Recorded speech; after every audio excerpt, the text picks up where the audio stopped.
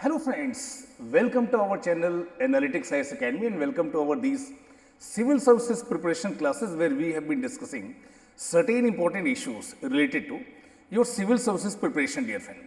और देखिए civil services preparation के दौरान एक बहुत ही इंपॉर्टेंट इशू जो हर एस्पिरेंट के सामने आता है दोस्तों, चाहे आप 2026 के लिए प्रिपेयर कर रहे हैं, 2027 और 2028, one thing that always comes in mind of every civil services aspirant कि एनसीईआरटीज की इंपॉर्टेंस क्या है इस प्रिपरेशन में दोस्तों, और इन एनसीईआरटीज को पढ़ना क्यों इंपॉर्टेंट है, what NCERTs you should refer, पुरानी एनसीईआरटीज पढ़ी जाए, नई एनसीईआरटीज पढ़ी जाए, और ये जो एनसीईआरटीज हैं इनको किस ऑर्डर में पढ़ा जाए, सब्जेक्ट वाइज पढ़ा जाए या क्लास वाइज पढ़ा जाए, और इन एनसीईआरटी बुक से नोट्स कैसे बनाए जाए, क्या नोट्स बनाने इंपॉर्टेंट है, और सबसे इंपॉर्टेंट दोस्तों क्या इन एनसीईआरटीज को पढ़ने के बाद कोई गारंटी है कि यूपीएससी सिविल सर्विसेज एग्जाम में डायरेक्ट क्वेश्चंस आ जाएंगे एनसीईआरटीज से, रिलीवेंस क्या है, इस तरह के बहुत सारे डाउट्स हमेशा एस्पिरेंट्स के माइंड में आते रहते हैं दोस्तों।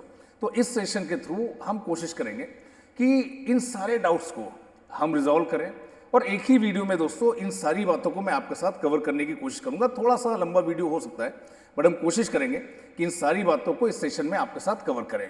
सो देखिए purpose of this session is very specific dear friend.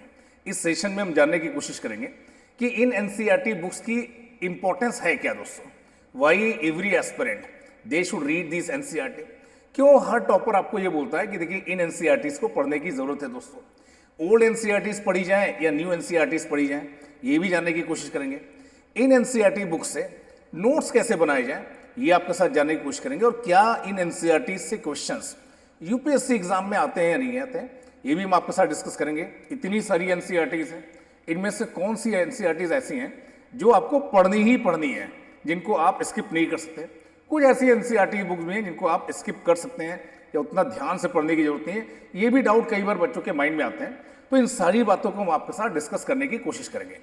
अब देखिए why NCERT books you should read और why NCERT book you must read, इसको लेके देखिए बहुत सारे लॉजिक, बहुत सारे रीजंस हो सकते हैं, बट एक बात आप समझने की कोशिश करिए कि देखिए यूपीएससी सिविल सर्विसेज एग्जाम का जो पैटर्न है, जो नेचर है, वो इस तरह से दोस्तों कि सभी को लेवल प्लेइंग फील्ड देना। बहुत सारे ऐसे लोग हैं जो बड़े शहरों में रहकर पढ़ाई करते हैं, रिच फैमिलीज को बिलोंग करते हैं, बहुत सारे ऐसे बच्चे भी इस एग्जाम को देते हैं जो गरीब परिवारों से आते हैं, मध्यम वर्गीय परिवारों से आते हैं और छोटे शहरों में लेते हैं। तो ये इस एग्जाम का जो नेचर है वो इस तरह से है दोस्तों कि ये सभी को लेवल प्लेइंग फील्ड क्या करने की कोशिश करता है। ज़्यादा इंपॉर्टेंस इस पूरी प्रक्रिया में जनरल स्टडीज़ का है, कोई स्पेशलाइजेशन की डिमांड नहीं कर रहे यूपीएससी।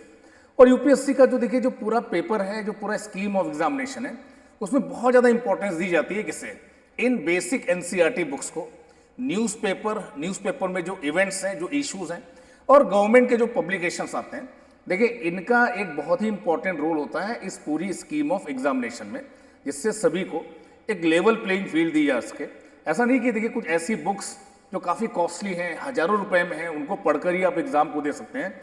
इसलिए यहाँ पर ऐसी कोशिश की जाती है कि all should get a level playing field, सभी को एक लेवल प्लेइंग फील्ड मिले।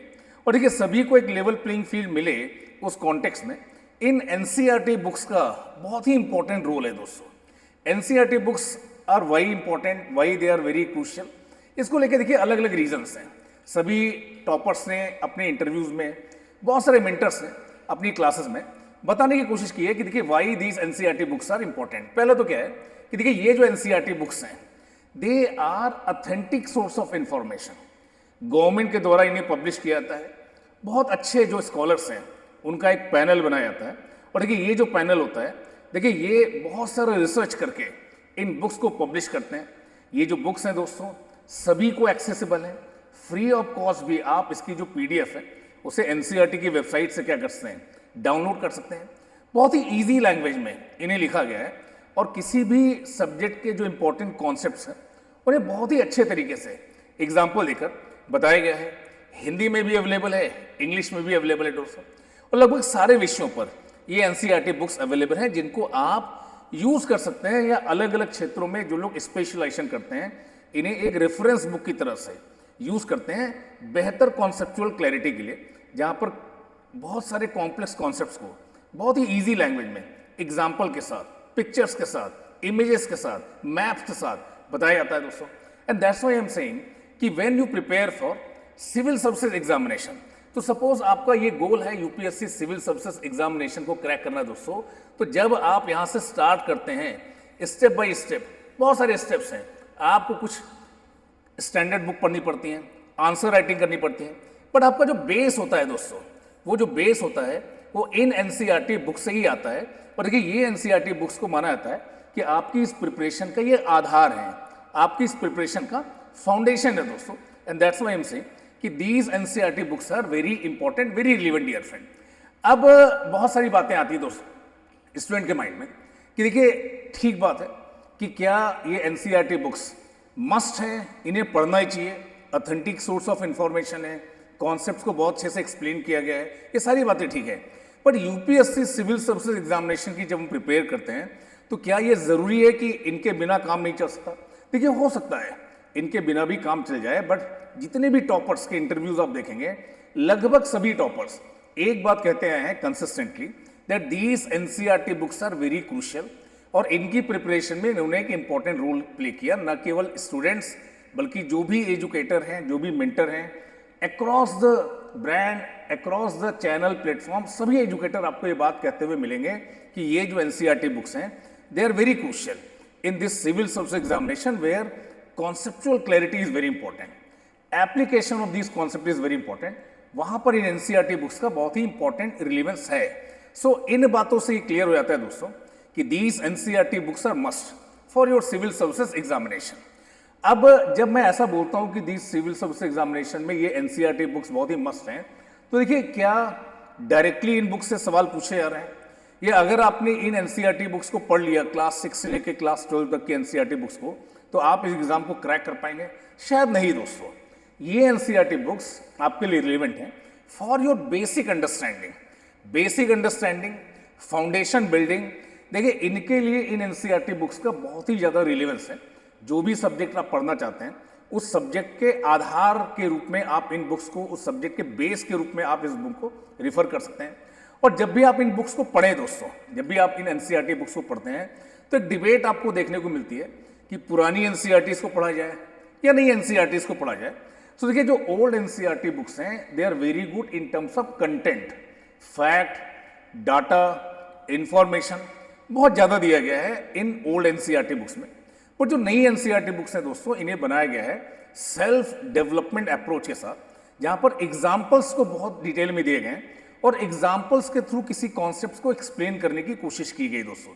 तो नए पैटर्न पर, और अभी जो यूपीएससी के क्वेश्चंस आते हैं, डिस्कस, इलूसिडेट, क्रिटिकली एनालाइज, देखिए वहां पर मुझे ऐसा लगता है कि ओल्ड एनसीईआरटीज, स्पेशली अगर हिस्ट्री की बात करें तो ओल्ड एनसीईआरटीज अभी भी बहुत रिलेवेंट है, बट अदरवाइज इन जनरल मुझे ऐसा लगता है कि एनसीईआरटीज की जो नई बुक्स हैं दोस्तों, ये ज़्यादा प्रिफरेबल हैं, जहां पर बहुत ज़्यादा इमेजेस के थ्रू, पिक्चर्स के थ्रू, एग्जाम्पल्स के थ्रू, रियल लाइफ एग्जाम्पल्स के थ्रू कॉम्प्लेक्स टॉपिक्स को, कॉम्प्लेक्स कॉन्सेप्ट्स को आपको एक्सप्लेन किया गया है। तो आप इस कंट्रोवर्सी में आपको पढ़ने की जरूरत ही नहीं है कि ओल्ड एनसीईआरटीज के लिए जाया जाए या न्यू एनसीईआरटीज के लिए।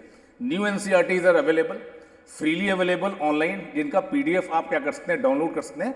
तो अकॉर्डिंग टू मी देखिए you should go for new NCERTs, जिनको आप यहाँ से डाउनलोड भी कर सकते हैं दोस्तों। अब सवाल ये होता है कि ठीक है ये एनसीईआरटी बुक्स बहुत ही इंपॉर्टेंट है, कॉन्सेप्चुअल क्लैरिटी के लिए बहुत ही अच्छी हैं, बट इनको तो हम ऑलरेडी पढ़ चुके हैं, already we have studied in schools. जब आपने इन एनसीईआरटी बुक्स को स्कूल में पढ़ा तो your approach was different dear friend. आपको कुछ मार्क्स लाने थे, आपने वो मार्क्स सिक्योर किए दोस्तों, बट जब आप यूपीएससी सिविल सर्विस एग्जामिनेशन के लिए इन एनसीईआरटीज को पढ़ते हैं तो how it is different dear friend. क्या डिफरेंस है दोस्तों? यहाँ पर आपका अप्रोच डिफरेंट है दोस्तों। यहाँ पर आप चीज़ों को इन डेप्थ, इंटेंसिव तरीके से, क्यों, कैसे, कहाँ, किस लिए ये चीज़ें एग्जिस्ट करते हैं, what, why, how, when, where, in this manner you should try to understand dear friend. सबसे पहले आप किसी कॉन्सेप्ट को समझिए कि इस कॉन्सेप्ट का मीनिंग क्या है दोस्तों, ये कॉन्सेप्ट है क्या, देन इस कॉन्सेप्ट का पर्पस क्या है, आपकी डे टू डे लाइफ में इसका यूज़ क्या है। अगर आप कॉन्स्टिट्यूशन को पढ़ रहे हैं, अगर आप फंडामेंटल राइट को पढ़ रहे हैं, वोल्केनो को पढ़ रहे हैं, किसी भी फिनोमिना को पढ़ रहे हैं, हिस्ट्री में अगर किसी चीज़ के बारे में, अकबर के बारे में पढ़ रहे हैं, औरंगजेब के बारे में पढ़ रहे हैं, क्या इनका कोई कंटेम्प्रेरी रिलेवेंस है जब आप करंट अफेयर्स को पढ़ते हैं। तो इस तरह से दोस्तों आपको एक होलिस्टिक इंटेंसिव तरीके से इन एनसीईआरटी बुक्स को पढ़ना है for UPSC civil services examination दोस्तों। That is what is that concept, purpose of that concept और उसका एप्लीकेशन क्या है रियल लाइफ में दोस्तों। अब एक डाउट जो बच्चों के माइंड में कई बार आता है कि वो किस तरह से इन एनसीईआरटी बुक्स को पढ़ें। जब आप ऐसा बोल रहे हैं कि क्लास 6 से लेके क्लास 12 तक की एनसीईआरटीज पढ़नी है, तो क्या क्लास वाइज पढ़ा जाए कि पहले क्लास 6 की सारी एनसीईआरटीज को आप पढ़ लें, then you should read class 7 NCERT books? नहीं दोस्तों, किसी भी सब्जेक्ट को लेकर आप सपोज आपने हिस्ट्री एक सब्जेक्ट लिया या आपने पॉलिटी एक सब्जेक्ट लिया, तो क्लास 6 से लेके क्लास 12 तक की जो एनसीईआरटी बुक्स हैं, पहले उस सब्जेक्ट की उन एनसीईआरटी बुक्स को आप कवर करिए। That will help in consolidation of knowledge. आपका नॉलेज बेहतर तरीके से कंसोलिडेट होगा अगर आप इसे सब्जेक्ट वाइज जाते हैं। तो don't go for class wise, as per my opinion you should go for subject wise दोस्तों। You should read, try to understand basics dear friend. एक बेसिक अंडरस्टैंडिंग आप डेवलप करिए, then try to develop this understanding कि इसमें important क्या है। देखिए शुरू में जब आप पहली बार पढ़ते हैं तो आपको ऐसा लगता है कि सब कुछ इंपॉर्टेंट है, हर फैक्ट हर डाटा क्या है इंपॉर्टेंट है। सेकेंड रीडिंग में आप समझ पाते हैं कि दिस थिंग इज इंपॉर्टेंट, और वो चीज़ें जो आपको इंपॉर्टेंट लग रही हैं उन्हीं को आप क्या करने की कोशिश करिए, अपने नोट्स में लाने की कोशिश करें। इनफैक्ट देखिए मुझे पर्सनली ऐसा लगता है कि क्लास 6 से लेके क्लास 10 तक की जो एनसीईआरटी बुक्स हैं, अगर आप उनका नोट्स नहीं भी बनाते हैं और बुक में ही अगर आप साइड में लिख लेते हैं जो चीज़ें आपको रिलेवेंट लगती है, तो that is also fine. But 11th और 12th की जो एनसीईआरटीज है दोस्तों, वहां पर notes making is very important. और देखिए यही तरीका होना चाहिए जब आप नोट्स बनाते हैं इन जनरल भी, कि फर्स्ट रीडिंग करिए, सेकेंड रीडिंग करिए, then you should try to make notes. एक सवाल जो कई बार बच्चों ने मुझसे पूछा है कि देखिए इन एनसीईआरटीज को क्लास 6 से लेके क्लास 12 तक के एनसीईआरटीज को अगर पढ़ा जाए तो लगभग 3 से 4 महीने लग जाते हैं, कुछ लोग को 6 महीने भी लग जाते हैं। इतना पढ़ने के बाद क्या इनसे सवाल आते हैं? यहां पर देखिए मैंने आपको बताने की कोशिश की है कि देखिए the first women president of the Indian national Congress was Sarojini Naidu. Consider the following statement. Direct ये लाइन दी गई दोस्तों, यहां पर देखिए डायरेक्ट ये लाइन दी गई है एनसीईआरटी की बुक में, और केवल एक बार नहीं हुआ है। Which one of the following statement best reflect the chief purpose of the constitution of any country. Constitution का चीफ पर्पस क्या है दोस्तों? और यहां पर देखिए इंट्रोडक्शन में ही इस बात को बताया गया है कि देखिए why do we need constitution, हमें संविधान की जरूरत क्या है। इस तरह से बार बार आप पाएंगे कि इस तरह की चीजें लगातार एनसीईआरटी बुक से लाइन बाय लाइन कई बार पूछी गई है। तो I am not saying that all questions will come from NCERT books, but definitely चाहे प्रीलिम्स हो चाहे मेंस हो, सवाल लगातार पूछे गए कहां से? इन एनसीईआरटी बुक से।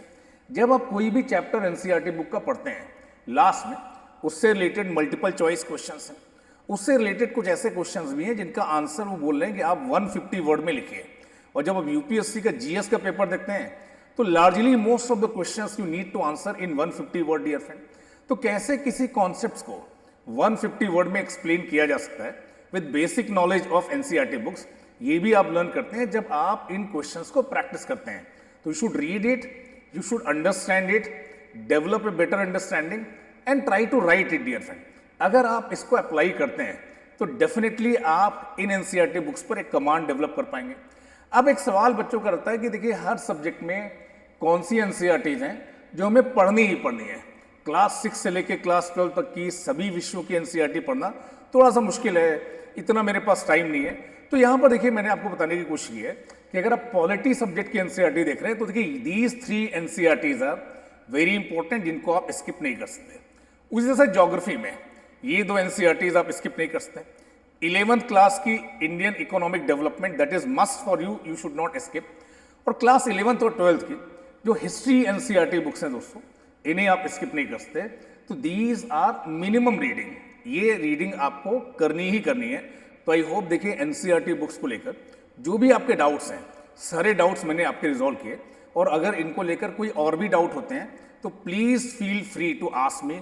आप इस चैनल के माध्यम से, टेलीग्राम चैनल के माध्यम से मुझ तक पहुंच सकते हैं, और आपके जो भी डाउट्स हैं, जो भी क्वेरीज हैं, आप मेरे साथ डिस्कस कर सकते हैं दोस्तों।